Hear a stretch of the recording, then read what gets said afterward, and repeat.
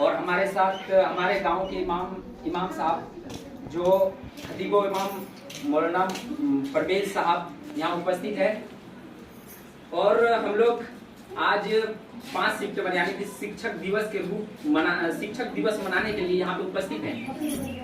सारे बच्चों को मैं दिल से बधाई देता हूँ, दिल से धन्यवाद करता हूँ कि आप लोग ने इतनी तन मन धन से अपनी मेहनत से पैसा इकट्ठा करके और शिक्षक के स्वागत के लिए ये सारे प्रोग्राम बनाए।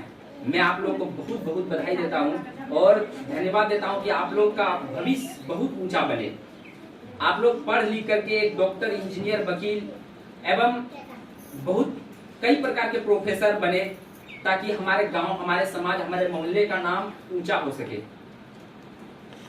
जैसा कि हम लोग आज 5 सितंबर शिक्षक दिवस मना रहे हैं, ये सब डॉक्टर सर्वपल्ली राधाकृष्ण के जन्मदिन के शुभ अवसर पर मना रहे हैं। डॉक्टर सर्वपल्ली राधाकृष्ण एक बहुत बड़े शिक्षक थे। वो अपने शिक्षा कोई बड़े बड़े यूनिवर्सिटी में जाके नहीं पढ़े।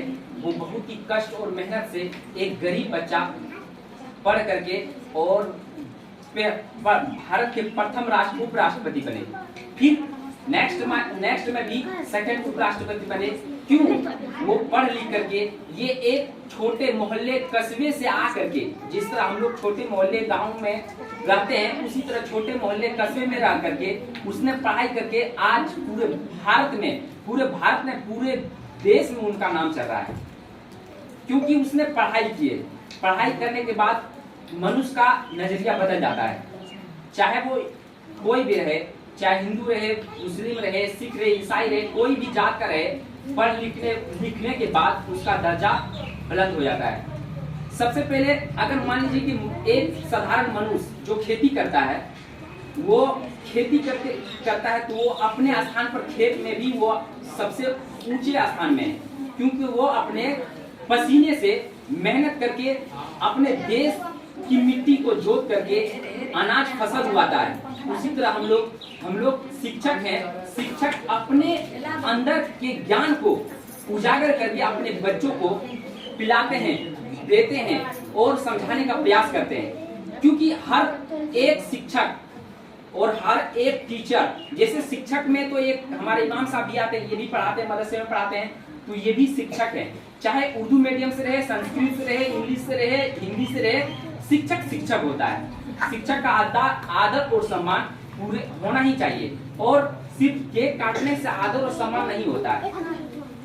या हम लोग बड़ी इकट्ठा में भीड़ करके, सजावट करके और एक दिन टीचर को हम लोग सेलिब्रेटेड करके और चाहे कि प्रत्येक इस तरह एक दिन कर लिया और दूसरे दिन से शिक्षक को गाली देंगे तो ये शोभा नहीं पकड़ेगा।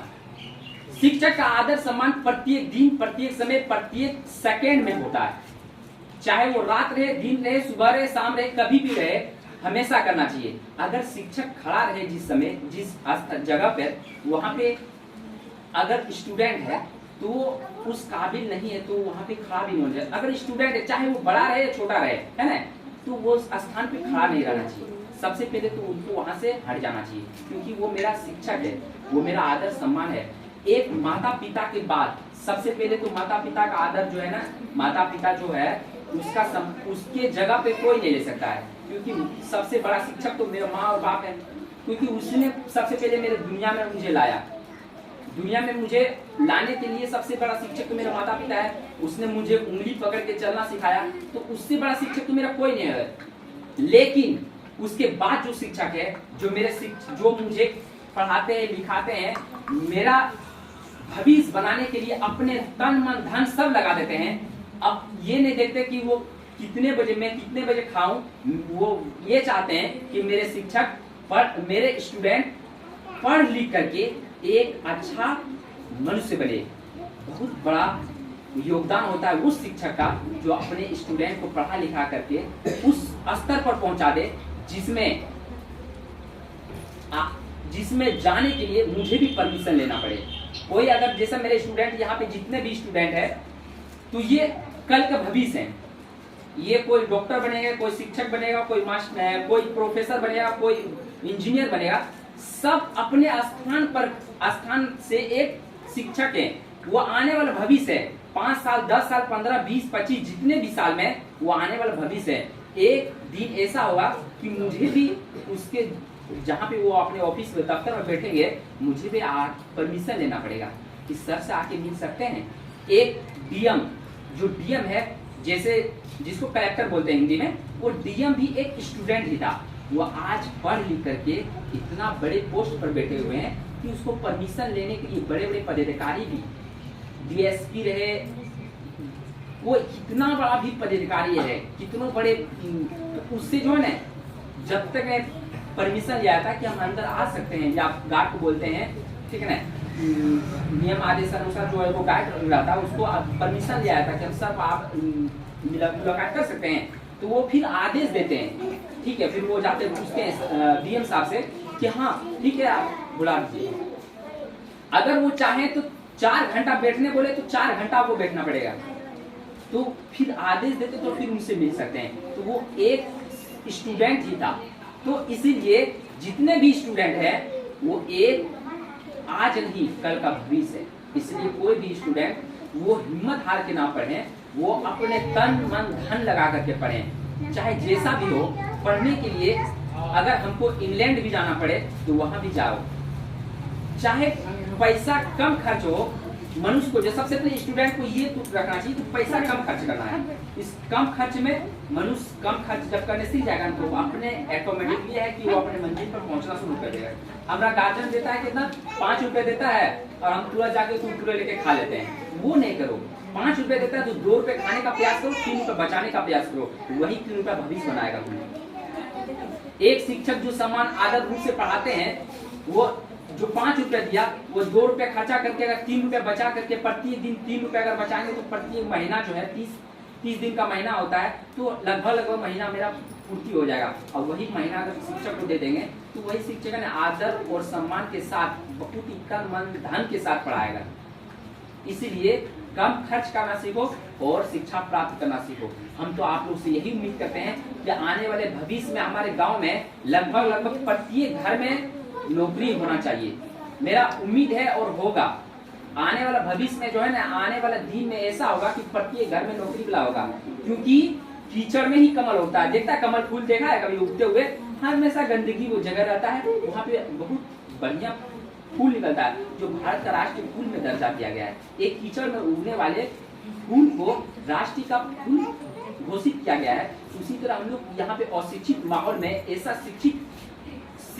शिक्षित जगह बना देंगे कि आने वाला दिन हमेशा नाम ले, पूरे बांका जिला में नहीं, पूरा भागलपुर में नहीं, पूरा देश में घुमनी को जाने कि हाँ घुमनी एक ऐसा जगह है जहाँ पे पहले बहुत ही अशिक्षित माहौल था और आज यहाँ पे इतनी शिक्षित माहौल होने के कारण हर घर में शिक्षा है और हर घर में नौकरी है। अगर हम एक बच्चा, एक स्टूडेंट प्रति एक घर में अगर पढ़ ले, अगर 10वां पास हो जाए तो उस घर के गार्जियन को उत्साह उन्हें बढ़ जाता है कि मेरा एक बेटा फर्स्ट डिवीजन हुआ, मेरा एक बेटा सेकंड डिवीजन हुआ, मेरा एक बेटा थर्ड डिवीजन हुआ। लेकिन थर्ड डिवीजन का हिंदुस्तान में महत्व नहीं है, इसलिए फर्स्ट और सेकंड करने का सोचो कि हम फर्स्ट और सेकंड करें, है ना। इसीलिए जब एक घर में फर्स्ट और सेकंड हो जाएगा तो नेक्स्ट गार्जियन जो होगा, जो बच्चा होगा, तो वो सोचेगा कि हम अपने बेटे को इससे और बढ़िया पढ़ाएं। मेरा बेटा सेकंड हुआ ना तो उसको फर्स्ट करवाने का प्रयास करें, उस आधार पर उसको लगन करने का प्रयास करता है। हाँ, जब सामने वाला देखता है कि उसके घर में फर्स्ट हो गया तो नेक्स्ट उसके बगल वाले पड़ोसी देखता है तो बोलता है कि मेरा बेटा अब जो है ना उस जैसे वो पढ़ा ना उसके उससे भी बड़ा अपना बेटा पढ़ाएंगे। तो अपने अपने जैसे मनुष्य पढ़ के जैसा समय गुजरता है उस समय पर ढलना पड़ता है। जैसे बोलता है ना कि मोटरसाइकिल जो है, मोटरसाइकिल पर हम लोग जब बैठते हैं तो सबसे पहले जो चढ़ाव आता है उसको हम लोग चढ़ाव पार करने के लिए हम लोग एक्सीलेटर लेते हैं। जब चढ़ाव खत्म होता है तो एक्सीलेटर को छोड़ देते हैं, फिर ब्रेक का इस्तेमाल करते हैं। उसी आधारित पर हम लोग पढ़ेंगे तो पढ़ने के जिस आधार पर तुम लोग को देखेगा कि मेरा बेटा वो पढ़ा तो मैं उससे भी अपना बेटा को ज्यादा पढ़ाएंगे। तो ये देखा देखी करके जब पढ़ेगा मनुष्य ना, तो जब स्टूडेंट पढ़ेगा ना और जब गार्जियन पढ़ाएगा तो बच्चा ऑटोमेटिकली है अपने रास्ते पे पहुंच जाएगा। और जब गार्जियन देखता है कि वहां पे पढ़ रहा तो गार्जियन जो देख रहा है, गार्जियन तो अपने अशिक्षित है गार्जियन अशिक्षित है वो क्या देखेंगे? तो गार्जियन जब अशिक्षित है तो जो भी शिक्षक होमवर्क दे रहा है या कुछ पढ़ा रहा है, अगर कुछ हम नहीं जान रहे हैं तो वही चीज को रिवाइज करो। मनुष्य जो बोलता है, अगर जब हम लोग साइकिल सीखते हैं, रिवाइज का मतलब हम बताते हैं रिवाइज क्या होता है। जब मनुष्य जब साइकिल सीखता है तो देखता है ना, साइकिल सीखते वक्त कितना गिरता है, इधर से गिर गया उधर गिर गए, तब जब धीरे धीरे गिरते क्या करते हैं, साइकिल को बढ़िया से चलाने लगते हैं। जब साइकिल चला लेते हैं फिर मोटरसाइकिल चलाने लगते हैं, मोटरसाइकिल चला लेते हैं तो फिर कार, गाड़ी, अन्य प्रकार के बड़े बड़े गाड़ी हम लोग चलाने लगते हैं। उसी आधारित पर हम लोग जब पढ़ेंगे, जब हम लोग को गार्जियन देखेगा कि ये पढ़ रहा है तो मेहनत क्यों नहीं देता, आप लोग का पता है, क्योंकि वह पढ़ता नहीं है। जब हम लोग पढ़ेंगे देखेंगे कि हाँ पढ़ रहे हैं, इसको जब मेरा बेटा पढ़ रहा है तो उसको पैसा देना पड़ेगा, मेरा बेटा प्रति 2 घंटा पढ़ रहा है तो उसको पैसा देना पड़ेगा अगर वो पढ़ा रहा है। अब हम लोग पढ़ भी नहीं करते हैं, देखते हैं कि हाँ प्रत्येक लड़का गांव में गली में घूमते रहता है, तो ये अत्यंत खराब विचार है। पढ़ने के लिए तुमको क्या करना पड़ेगा, बहुत ही लगन से तुमको पढ़ना पड़ेगा, ताकि गार्जियन समझे और गार्जियन तुम्हें सेलिब्रिटी के साथ पढ़ाए, बड़े बड़े कॉलेजों में, बड़े बड़े यूनिवर्सिटी में पढ़ाए, ताकि हमारे देश और गांव का भविष्य सुधर सके। मैं यही उम्मीद करता हूं कि मेरे प्रत्येक बच्चे एक दिन पढ़ करके इतने बड़े अधिकारी बने कि मैं अपने गर्व से मैं अपने स्टूडेंट को बोलूं कि सर मैं अंदर आ सकूं, मैं अंदर आ सकता हूँ, इजाजत लेके आऊं, तो उस स्थान पर मेरे स्टूडेंट मुझे देखे तो हमको अच्छा लगे। बस मैं यही उम्मीद करता हूँ। और मैं पूरे गांव वाले से बच्चों से भी अनुरोध करता हूँ कि धन मन तन से पढ़ें, चाहे वो मेरे पास पढ़े या कहीं भी पढ़े, बस पढ़ना है, अपने गांव को, मोहल्ले को आगे बढ़ाना है। मैं अपने बात को यहीं पे स्थगित करता हूँ, यहीं पे समाप्त करता हूँ। अब कुछ बातें मौलाना परवेज साहब बताएंगे। अच्छा ठीक है, मौलाना साहब का मूड नहीं बताने का, कोई बात नहीं, थैंक यू। आप लोग से यही अनुरोध है कि आप लोग बहुत आगे पढ़े लिखें और शिक्षा के लेवल में बहुत ज़्यादा आगे बढ़ जाएं, जिसमें घूमने का नाम ऊंचा हो। Thank you.